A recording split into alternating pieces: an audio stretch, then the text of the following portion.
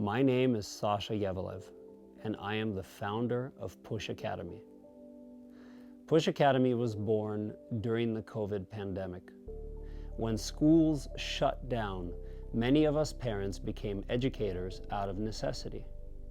Like many of you, I realized that Zoom school wasn't going to be effective for my son.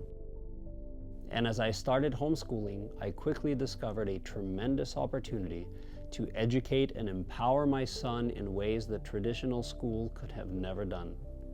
After testing and tinkering and teaching, I am ready to share the Push Academy program with your family.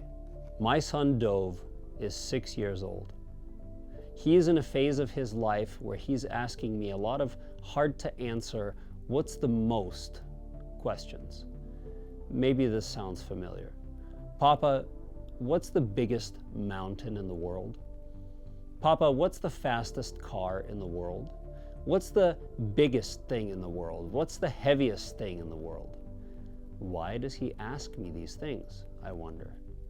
Maybe he's trying to feel out and establish the parameters of the world around him. Usually, I can answer these questions by just doing some quick Googling and a little interpretation. The answers are concrete and objective. The biggest mountain? Well, at least the tallest is Mount Everest. The fastest car?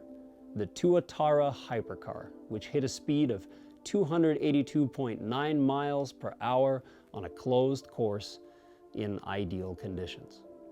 The biggest thing in the world? The Pacific Ocean. The heaviest?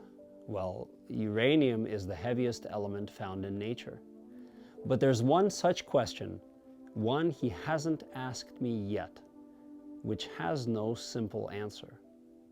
What is the most powerful thing in the world? A sword? Well, a shield can stop a sword. A gun?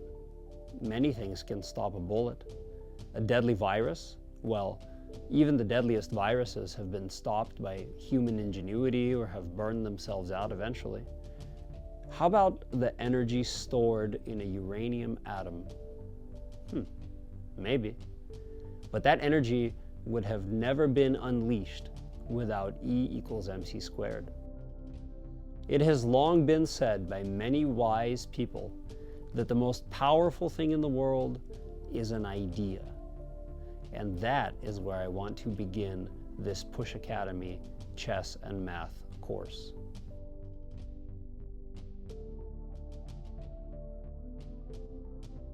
But let's take a step back. There are many, many resources on math and chess. There are countless experts who are much more knowledgeable and accomplished than I am in both of these areas. So what makes my method different and worthwhile? Well, this course is intended for primary school-age kids. I have tested and honed these concepts with my 6-year-old son and with a group of his peers. I have learned how to speak directly to children in a way that helps them understand. And what I plan to teach is a unique blend of chess and math, using the chessboard as my teaching tool of fundamental mathematical concepts. I will use the power of storytelling to spark kids' interest in these subjects. We will start from the ground up.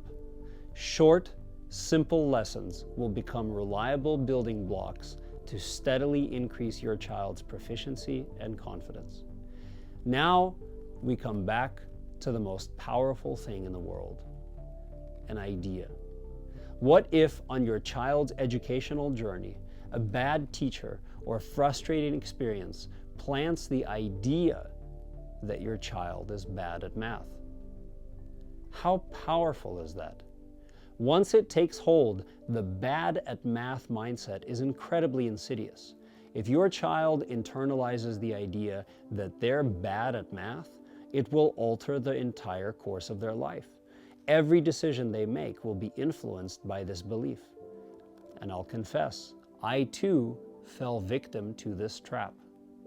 My first few years of school were in the Soviet Union. And initially, I was a very strong and diligent math student. When I immigrated to the United States as a third grader, I was miles ahead of the math curriculum. But over the next few years, bad teachers and a lack of challenge steadily eroded my advantage. By the time I entered a very competitive high school, I suddenly felt that I had fallen behind. A few subpar test grades later, I was disappointed and discouraged. I had fully convinced myself that I just wasn't that good at math, and that's how it goes for a lot of kids. That's why I resolved to start pushing and challenging my son early, and I resolved not to let up. Math and chess, of course, are deeply intertwined. There are rich concepts and connections to discover. I've seen the glint in my son's eyes when he correctly solves a challenging math problem. That same glint of confidence and triumph happens when you exultantly place your chess piece on a deadly square, crushing your opponent. Math and chess are both wonderful tools that help us learn how to solve problems. There's usually more than one approach. There's plenty of trial and error. There's the satisfaction of learning from your mistakes and the thrill of figuring it out. The most powerful thing in the world is an idea. And now, I've got an idea. Let's get started.